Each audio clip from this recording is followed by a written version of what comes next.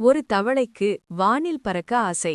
அது ஒரு கொக்கிடம் தன் ஆசையைச் சொன்னது. கொக்கு, சொல் லுசி, அது சாத்தியமில்லை.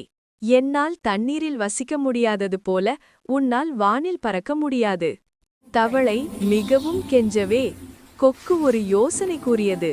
நான் ஒரு குச்சியின் நடுப்பகுதியை என் வாயால் பிடித்துக்கொள்கிறேன்.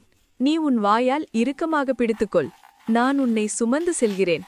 ஆனால் நாம் பறக்கும்போது நீ ஒருபோதும் வாயை திறந்து பேசவோ சத்தம் போடவோ கூடாது என்று கடுமையாக எச்சரித்தது. தவளை சம்மதித்தது.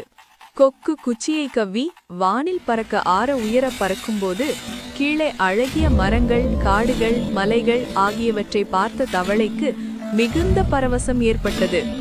மகிழ்ச்சி மிகுதியால் தான் பறப்பதை கண்டவர்கள் என்ன சொல்லப் போகிறார்கள் என்று பார்க்கவும் தன் மகிழ்ச்சியை வெளிப்படுத்தவும் வாயை திறந்து கத்த ஆரம்பித்தது. தவளை வாயை திறந்த மறுகணமே வாயில் பிடித்திருந்த பிடி தளர்ந்து அது வேகமாக கீழே விழும் முன்னரே வேகமாக வந்த ஒரு கழுகு அதை கவ்விச் சென்று விட்டது.